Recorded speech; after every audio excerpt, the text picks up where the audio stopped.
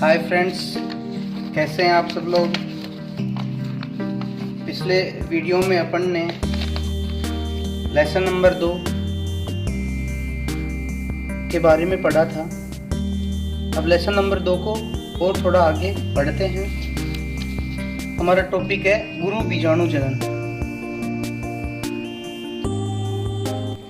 गुरु बीजाणु जनन, मेगास्पोरोजिनेसिस।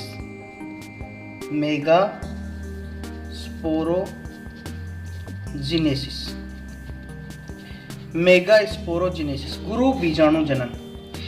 गुरु बीजाणु जनन किसे कहते हैं? गुरु बीजाणु मातृ कोशिकाएं। गुरु बीजाणु मातृ कोशिकाओं से गुरु बीजाणु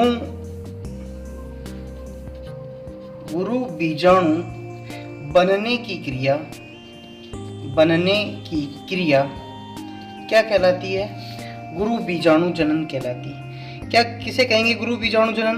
गुरु बीजाणु मातृ कोशिकाओं से गुरु बीजाणुओं के निर्माण की क्रिया को गुरु बीजाणु जनन कहते हैं।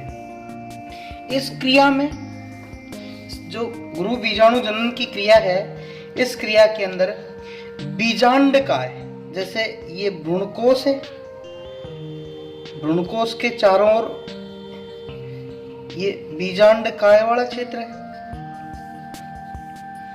बीजांडकाय की हाइपोडर्मल कोशिकाएं, कौन सी कोशिकाएं? हाइपोडर्मल कोशिकाएं। हाइपोडर्मल कोशिका जो सघन जीव द्रव्य युक्त होती है। कैसी होती हैं? सघन जीव द्रव्य युक्त होती हैं।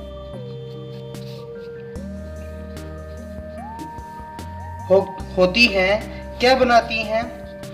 प्रपसु कोशिकाएं। कैसी कोशिकाएं बनाती हैं? प्रपसु कोशिका बनाती हैं। कैसी कोशिका बनाएगी? प्रपसु कोशिका। अब ये प्रपसु कोशिका आगे विभाजित होकर के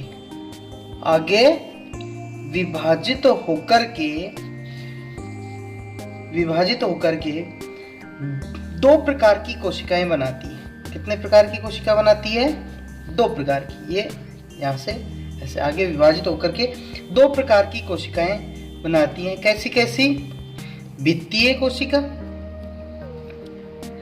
कोशिका और बीजाणु जन कोशिका। हाँ भाई, दोबारा से एक बार समझो। गुरु बीजाणु मात्र कोशिका से गुरु बीजाणु के निर्माण की क्रिया को गुरु बीजाणु जनन कहते हैं।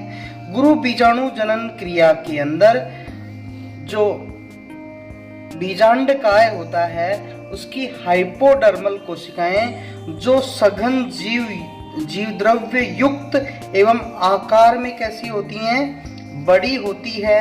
उनके द्वारा क्या बनाया जाता है? प्रपसु कोशिका बनाई जाती हैं। प्रपसु कोशिकाएं आगे विभाजित होकर के दो प्रकार की कोशिका बनाती हैं, भित्तीय कोशिका और बीजाणुजन कोशिका। भित्तीय कोशिका आगे विभाजित होकर के, आगे विभाजन द्वारा बीजांड की भित्ति बनाती है। बीजांड की भित्ति बनाती है। क्या बनाती हैं? बीजांड की भित्ति। जबकि बीजाणु जन कोशिका गुरु बीजाणु मात्र कोशिका बनाती है। गुरु बीजाणु मात्र कोशिका बनाती है।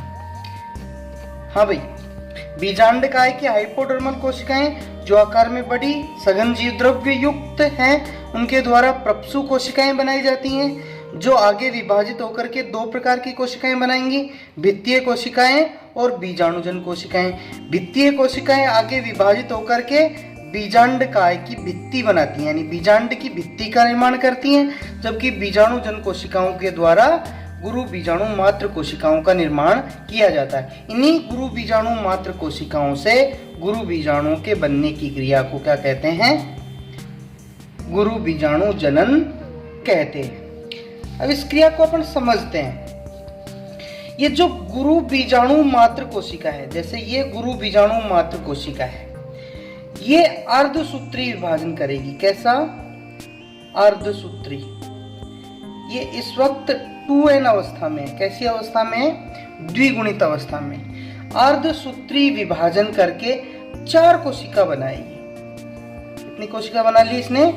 4 कोशिका, ऐसे 4 कोशिका बनाती है, जो चतुष्क के रूप में व्यवस्थित है। चारों एक जगह चतुष्क के रूप में व्यवस्थित है। इनमें से 3, ये जो 3 कोशिकाएं हैं, ये तो क्या हो जाती हैं? नष्ट हो जाती हैं, अपभ्रष्ट हो जाती हैं, अपभ्रष्ट हो जाती हैं, नष्ट हो जाती हैं। और जबकि एक ये जो कोशिका है, ये जो निभाग की ओर है, कौन सी ओर है? निभाग साइड में, ये जीवित रहती है और सक्रिय अवस्था में पाई जाती है। कैसी अवस्था में? सक्रिय अवस्था में। अब यह सक्रिय कोशिका ही आगे चल करके क्या बनाती है? भ्रूणकोश बनाती है। क्या बनाती है? भ्रूणकोश बनाती है। अर्थात किसका निर्माण करती है? इसको अपन मादा युग्मकोद्भिद भी कह सकते हैं।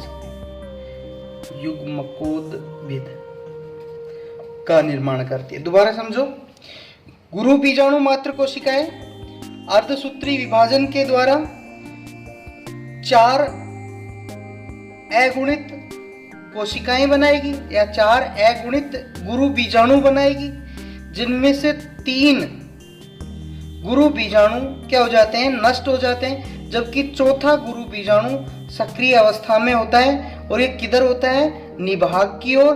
और यही सक्रिय गुरु बीजाणु आगे चल करके भ्रूणकोश या मादा युग्मकोद्भिद का निर्माण करता है। अब आगे अपन पढ़े मादा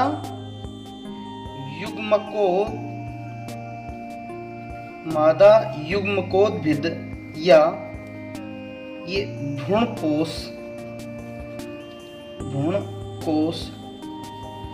का विकास। मादा युग्मकोद्भिद या भ्रूणकोश कैसे बनता है? यानी ये जो सक्रिय गुरु बीजाणु है, ये सक्रिय गुरु बीजाणु की बात कर रहे हैं, ये कैसा है? N, यानी सक्रिय गुरु बीजाणु। 3 तो नष्ट हो गए थे, एक क्या रहा था? सक्रिय अवस्था में रहा था। अब ये सक्रिय गुरु बीजाणु मादा युग्मकोद्भिद की, किसकी? मादा युग्मकोद्भिद की प्रथम कोशिका है। कौन सी कोशिका है? प्रथम कोशिका, मादा युग्मकोद्भिद। अगर आपसे पूछे मादा युग्मकोद्भिद या भ्रूणकोश की प्रथम कोशिका होती है, तो आप क्या कहोगे? सक्रिय गुरु बीजाणु। इसको एक दूसरा नाम भी दिया गया है, एक दूसरा नाम भी देते हैं अपन। क्या नाम दिया गया है? भ्रूणकोश मात्र कोशिका। इसको भ्रूणकोश मात्र कोशिका भी कहते हैं। क्या नाम दिया गया इसको? भ्रूणकोश मात्र कोशिका भी कहा जाता है। यह पोषक पदार्थ ग्रहण करके आकार में क्या हो जाती है?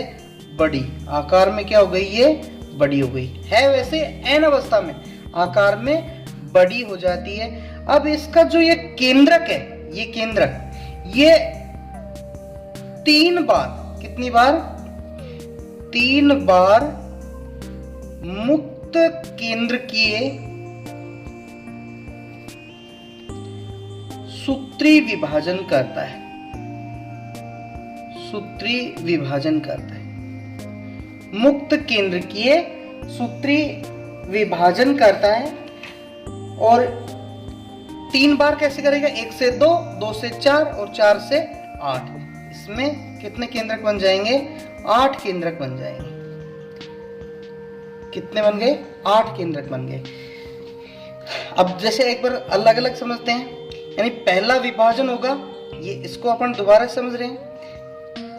पहला विभाजन हुआ, प्रथम मुक्त केंद्रीय सूत्री विभाजन हुआ, 2 केंद्रक बने। कितने केंद्रक बने? 2 केंद्रक। और दोनों केंद्रक अलग अलग ध्रुवों पे व्यवस्थित हो जाएंगे। दूसरा हुआ तो 2 से 4 बन गए। 2 से कितने बन गए? 4। ये पहला, ये दूसरा। अब तीसरा मुक्त केंद्रीय सूत्री विभाजन हुआ तो इससे कितने बन गए? 8 बन गए। 8 केंद्रक बन गए। अब इनमें से दोनों ध्रुवों से एक एक केंद्रक कहाँ जाता है? बीच में आ जाता है। यानी यहाँ पे भी 3 बच गए और यहाँ पे भी 3 बच गए और 2 कहाँ गए? बीच में आ गए। समझना? प्रथम मुक्त केंद्रकीय सूत्री विभाजन से 2 केंद्रक बने, दोनों अलग अलग ध्रुवों पे पहुंच गए। दूसरे विभाजन से 2 से 4 बने और तीसरे विभाजन से 4 से 8 बने। अब इनमें से जो दोनों ध्रुवों से एक एक केंद्रक है, यानी 4 में से एक एक केंद्रक बीच में यानी मध्य के अंदर आ जाता है और आपस में जुड़ करके आपस में ये क्या हो जाते हैं? जुड़ जाते हैं और जुड़ करके क्या बना लेता है? द्वितीयक केंद्रक, या कैसा हो जाता है? ये द्विगुणित हो जाता है। द्विगुणित द्वितीयक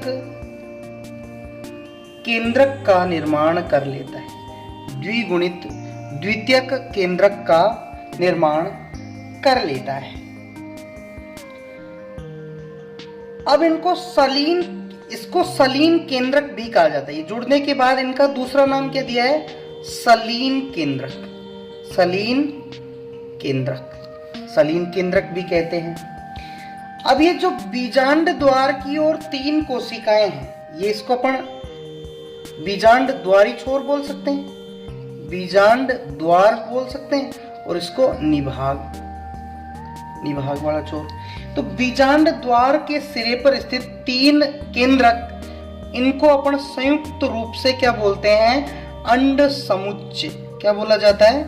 अंड समुच्चय बोला जाता है, या इनको अंड उपकरण भी कहते हैं। अंड उपकरण भी कहते हैं। यह भित्ति निर्माण द्वारा कोशिकाओं का निर्माण होता है। ये भित्ति बन जाएंगे इनके चारों और कोशिका बन जाएंगे। यानी बीजांड द्वार सिरे की ओर 3 कोशिकाएं बन जाती। कितनी कोशिकाएं बन गई? 3 कोशिकाएं। अब इनमें से ये 2 तो क्या हैं? सहाय कोशिकाएं। इनको एक अपन दूसरे इसमें पेज में समझते हैं, थोड़ा सा बड़ा बना करके। जैसे 3 कोशिका तो ये यहां बन गई, ये बीच में ये द्वितीय केंद्रक हो गया और 3 ही कोशिका ऊपर बन जाएंगे।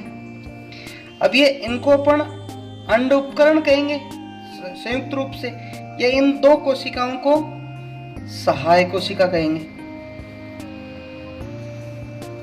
एक कोशिका को अंड कोशिका कहेंगे और ये 3 कोशिका जो निभाग की ओर है, इन्हें प्रतिमुख, तीनों को प्रतिमुख कोशिका, या इनको एंटीपोडाल या प्रतिव्यासांत कोशिका भी अपन कह देते हैं। ये बीच के अंदर ये केंद्रीय कोशिका है, केंद्रीय कोशिका है, और ये द्वितीयक केंद्रक हैं। क्या है? द्वितीयक केंद्रक है, द्वितीयक केंद्रक है। हाँ भाई, ये बीजांड द्वार है और ये वाला निभाग है।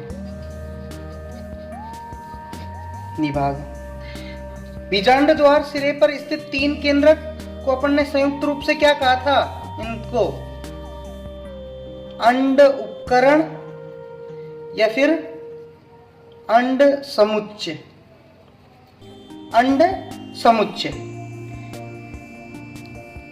इनमें से भित्ति निर्माण हो जाएगा और एक तो अंड कोशिका बनेगी और 2 सहाय कोशिका बनेंगी। इसी प्रकार निवाहक की ओर क्या होंगी? तीनों कोशिकाओं के चारों ओर कोशिका भित्ति बन जाएगी। इनको प्रतिमुख या एंटीपोडाल कोशिकाएं कहते हैं। प्रतिमुख बोल दो या एंटीपोडाल कोशिका बोल दो, एंटीपोडाल कोशिकाएं बनती हैं। सामान्यतया अधिकांश आवृतबीजियों में, सामान्यतः हम देखें तो अधिकांश आवृतबीजियों में भ्रूणकोश का परिवर्तन ठीक इसी प्रकार से होता है। इस प्रकार के भ्रूणकोश परिवर्तन को एक बीजाणविक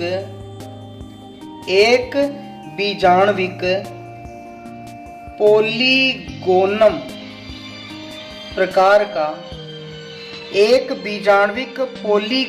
प्रकार का भ्रूणकोश परिवर्धन कहते हैं। एक बीजाणविक पोलीगोनम प्रकार का भ्रूणकोश परिवर्धन कहते हैं। इस तरह एक परिपक्व, अगर आपसे कोई पूछे एक परिपक्व भ्रूणकोश कितना कोशिकीय और कितना केंद्रकीय होता है, तो अपन कोशिकाएं गिने तो 3 कोशिका तो ये हो गई, एक अंड कोशिका, 2 सहायक कोशिका, 3 कोशिकाएं प्रतिमुख कोशिकाएं हो गई, 3 और 3 6 और 1 केंद्रीय कोशिका, यानी कोशिका टोटल कितनी है? कोशिका 7 है। और केंद्रक कितने इसमें? 3 तो ये हो गए, तीनों के ये हो गए 6 और 2 बीच में, यानी 8 केंद्रक। यानी एक परिपक्व मादा युग्मकोद्भिद या एक परिपक्व भ्रूणकोश 7 कोशिकीय व 8 केंद्रकी अवस्था के अंदर पाया जाता है। इसको एक बार दोबारा से रिपीट करते हैं। गुरु बीजाणु जनन या मेगा स्पोरोजिनेसिस, गुरु बीजाणु जनन या मेगा स्पोरोजिनेसिस किसे कहेंगे? गुरु बीजाणु मात्र कोशिकाओं से गुरु बीजाणुओं के बनने की क्रिया को ही गुरु बीजाणु जनन कहते हैं। गुरु बीजाणु जनन के अंतर्गत जो हाइपोडर्मल कोशिकाएं हैं बीजांड की, किसकी? बीजांड की हाइपोडर्मल कोशिकाएं, किसकी भाई? बीजांड की हाइपोडर्मल कोशिकाएं जो आकार में बड़ी एवं सघन जीवद्रव्य युक्त होती हैं। आकार में तो बड़ी और सघन जीवद्रव्य युक्त होती है, वे प्रपसु कोशिकाएं बनाती हैं। क्या बनाती हैं? प्रपसु कोशिकाएं। प्रपसु कोशिकाएं आगे विभाजित होंगी और विभाजित होकर के 2 प्रकार की कोशिकाएं बनाएंगी, एक तो भित्तीय कोशिका और दूसरी बीजाणुजन कोशिका। भित्तीय कोशिका विभाजन करके बीजांड की भित्ति का निर्माण करती हैं, जबकि बीजाणुजन कोशिकाएं गुरु बीजाणु मात्र कोशिकाओं का निर्माण करती हैं। बीजाणुजन कोशिकाएं क्या बनाती हैं? गुरु बीजाणु मात्र कोशिकाएं, अर्थात ये बनाएंगी गुरु बीजाणु मात्र कोशिकाएं। अब ये गुरु बीजाणु मात्र कोशिकाओं से क्या बनेंगे? गुरु बीजाणु बनेंगे। कौन बनाई गुरु बीजाणु मात्र कोशिकाएं? बीजाणुजन कोशिकाएं। अब ये जो गुरु बीजाणु मात्र कोशिकाएं द्विगुणित अवस्था में होती हैं। कैसी होती हैं? द्विगुणित अवस्था में। अब ये क्या करेंगी? अर्धसूत्री विभाजन करेंगी। क्या करेंगी? अर्धसूत्री विभाजन। और अर्धसूत्री विभाजन से 4 अगुणित कोशिकाओं का निर्माण होगा। 4 किसका निर्माण होगा? अगुणित कोशिकाओं का, जो एक चतुष्क के रूप में व्यवस्थित रहेंगी। किसके रूप में? चतुष्क के रूप में। इनमें से 3 जो बीजांड द्वार की ओर कोशिकाएं होती हैं वो अपभ्रष्ट हो जाती हैं, और एक जो निभाग की ओर होती है वो सक्रिय अवस्था में होती है। कैसे होती है? सक्रिय अवस्था में। यही जो सक्रिय निभाग की ओर पाई जाने वाली अगुणित कोशिका किसका निर्माण करती है? भ्रूणकोश का निर्माण करती है, या इसे हम मादा युग्मकोद्भिद कोशिका भी कहते हैं। अब यह मादा युग्मकोद्भिद या भ्रूणकोश कैसे बनाएगी? ये जो क्या है? सक्रिय गुरु बीजाणु कोशिकाएं या सक्रिय भ्रूणकोश कोशिकाएं। अब ये क्या करेगी? इस पोषक पदार्थ ग्रहण करके सक्रिय बीजाणु गुरु बीजाणु कोशिका या मादा, इसे मादा भ्रूण युग्मकोद्भिद की प्रथम कोशिका भी कहते हैं। ये आगे चल के पोषक पदार्थ ग्रहण करके आकार में बड़ी हो जाएगी, और बड़ी होकर के 3 बार मुक्त केंद्रकीय सूत्री विभाजन करेगी।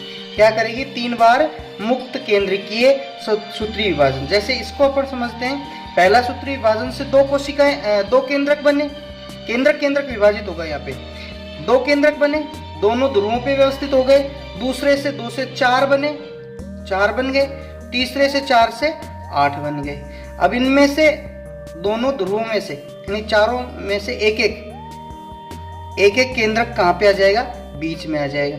ये जुड़ करके द्विगुणित द्वितीयक केंद्रक का निर्माण करता है। किसका निर्माण करता है, द्विगुणित द्वितीयक केंद्रक का निर्माण करता है। और 3 अब एक साइड यानी निवाहक की ओर केंद्रक होते हैं, 3 किधर रहते हैं, बीजांड द्वार की ओर। अब इन तीनों के चारों ओर और इन तीनों के चारों ओर कोशिका भित्ति बन जाती है। इस तरह से ये कोशिका भित्तियां बन जाती हैं। ये बीजांड द्वार की ओर हैं 3 कोशिकाओं का समूह। इनको संयुक्त रूप से अंड उपकरण या अंड समुच्चय कहा जाता है। इनमें से 2 तो सहायक कोशिकाएं होती हैं नीचे की ओर, 1 अंड कोशिका होती है। निवाहक की ओर 3 कोशिकाओं का समूह प्रतिमुख कोशिका या एंटीपोडल कोशिका कहलाता है, और 1 केंद्रीय कोशिका।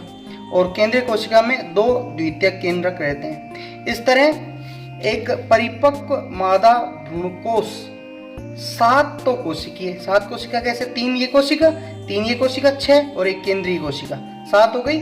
और केंद्रक 8, 3 इनका, 3 इनके केंद्रक 6 और 2 ये 8। इस तरह 8 केंद्रक अवस्था में, यानी एक सक्रिय या एक परिपक्व मादा जो भ्रूणकोश है वो 7 कोशिकीय और 8 केंद्रकीय अवस्था में पाया जाता है। इस तरह के जो भ्रूणकोश परिवर्धन को एक बीजाणविक पोलीगोनम प्रकार का भ्रूणकोश परिवर्धन कहते हैं। आज के लिए इतना ही। लेसन नंबर 2 यहीं पे समाप्त होता है। इस पाठ से संबंधित जो नोट्स हैं वो हमारे डिस्क्रिप्शन बॉक्स में आपको मिल जाएंगे, वहाँ से आप डाउनलोड कर सकते हैं।